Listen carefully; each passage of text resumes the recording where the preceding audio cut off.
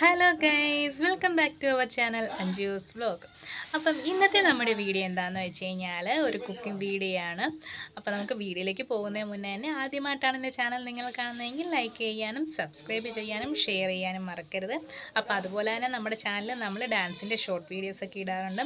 അതും കൂടെ കയറി കണ്ട് ചാനൽ സപ്പോർട്ട് ചെയ്യണം. അപ്പോൾ നമുക്ക് നേരെ ഇനി വീഡിയോയിലേക്ക് പോകാവേ.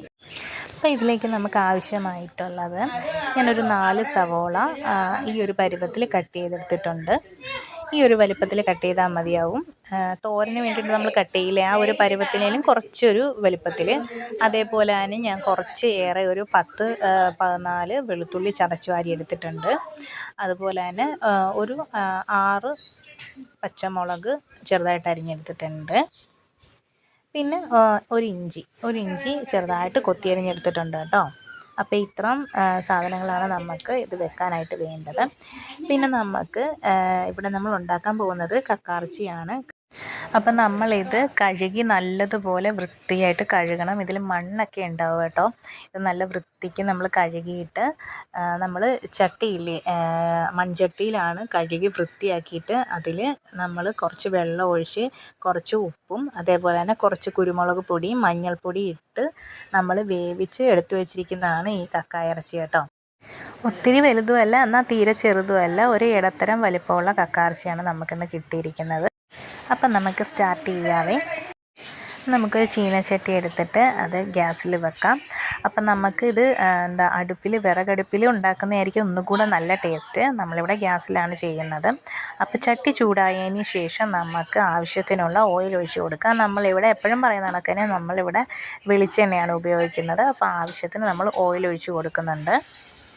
ഓയിൽ ചൂടായിട്ടുണ്ട്. അതിലേക്ക് നമുക്ക് ഇഞ്ചി നമ്മൾ കട്ട് ചെയ്ത് വെച്ച് ചെറുതായിട്ട് അരിഞ്ഞ് വെച്ചിരിക്കുന്ന ഇഞ്ചി ഇട്ട് കൊടുക്കാം. അതേപോലെ തന്നെ പച്ചമുളക്, അതുപോലെ തന്നെ ചതച്ച് വെച്ചിരിക്കുന്ന വെളുത്തുള്ളി കേട്ടോ. നമ്മളിത് ചെറുതായിട്ട് ചതച്ച് വെച്ചിരിക്കുന്നതാണ്.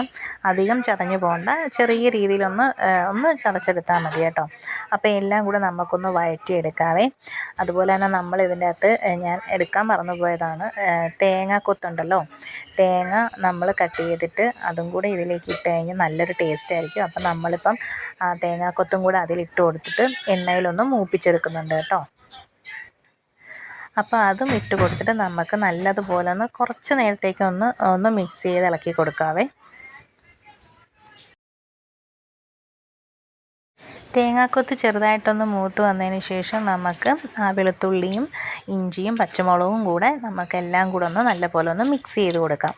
ഇതൊന്ന് ചെറുതായിട്ടൊന്ന് വഴണ്ട് വരുമ്പോഴത്തേക്കും നമുക്ക് ഇനി ഇതിലേക്ക് ഇട്ട് കൊടുക്കേണ്ട സവോളയാണ്. നമ്മൾ ചെറുതായിട്ട് കൊത്തിയരിഞ്ഞ് ഒരു ഇടത്തരം വലുപ്പത്തിൽ കൊത്തിയരിഞ്ഞെടുത്ത സവോള നമ്മളിതിലേക്ക് ചേർത്ത് കൊടുക്കുന്നുണ്ട്.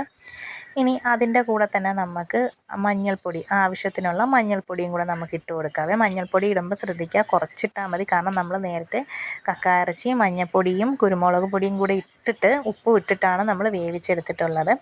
അപ്പം ഇത് ആവശ്യത്തിന് മഞ്ഞൾപ്പൊടി ഇടുക, കൂടി പോകണ്ട, ആവശ്യത്തിന് മാത്രം ഇട്ടിട്ട് ഒന്ന് മിക്സ് ചെയ്ത് കൊടുക്കുക കേട്ടോ.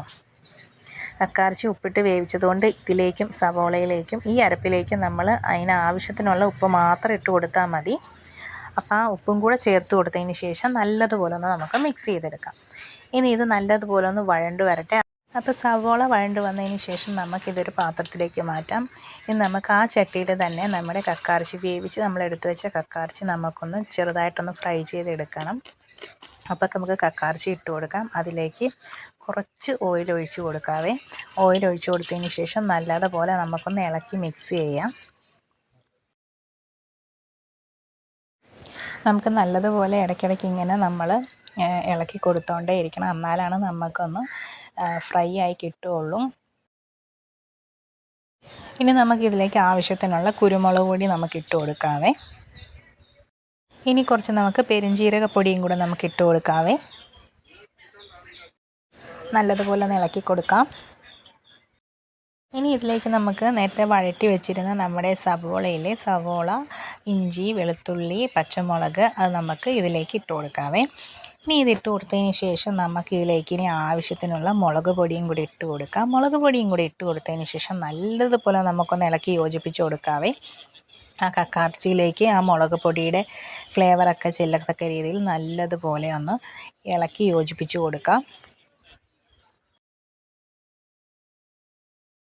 ഇനി നമുക്ക് വീണ്ടും നല്ലതുപോലെ ഒന്ന് ഇടയ്ക്കിടയ്ക്ക് നമുക്ക് ഇളക്കിയിട്ട് കൊടുക്കാം. ഒന്നും കൂടെ ഒന്ന് ഡ്രൈ ഫ്രൈ ആകുന്നിടം വരെ നമുക്ക് നല്ലതുപോലെ ഒന്ന് ഇളക്കിയിട്ട് കൊടുത്തുകൊണ്ടേ ഇരിക്കാവേ. അപ്പോൾ ഇത്രയേ ഉള്ളൂ, നമ്മുടെ കക്കായിറച്ചി ഇവിടെ റെഡി ആയിട്ടുണ്ട്. നമ്മൾ പെട്ടെന്ന് തന്നെ നമുക്ക് ഉണ്ടാക്കാൻ പറ്റുന്ന ഒരു കക്കായിറച്ചി റെസിപ്പിയാണ് കേട്ടോ ഇത്. അപ്പോൾ എല്ലാവരും ഇതൊന്ന് ട്രൈ ചെയ്ത് നോക്കണം കേട്ടോ. ട്രൈ ചെയ്തിട്ട് കമൻറ്റുകൾ നമ്മുടെ കമൻറ്റ് ബോക്സിൽ ഇടാൻ മറക്കരുത്. നല്ല അടിപൊളി ടേസ്റ്റാണ് കേട്ടോ. ഇത് കണ്ടോ, നമ്മുടെ ആ അരപ്പും ആ പൊടികളുടെയൊക്കെ എല്ലാ ഫ്ലേവറും നമ്മുടെ ആ കക്കായിറച്ചിയിലേക്ക് ഇറങ്ങിയിട്ടുണ്ട്. നല്ലൊരു അടിപൊളി ടേസ്റ്റാണ് കേട്ടോ. എല്ലാവരും ഇതൊന്ന് ട്രൈ ചെയ്ത് നോക്കണം കേട്ടോ. അപ്പം നമുക്ക് വീണ്ടും അടുത്ത വീഡിയോ ആയിട്ട് കാണാവേ.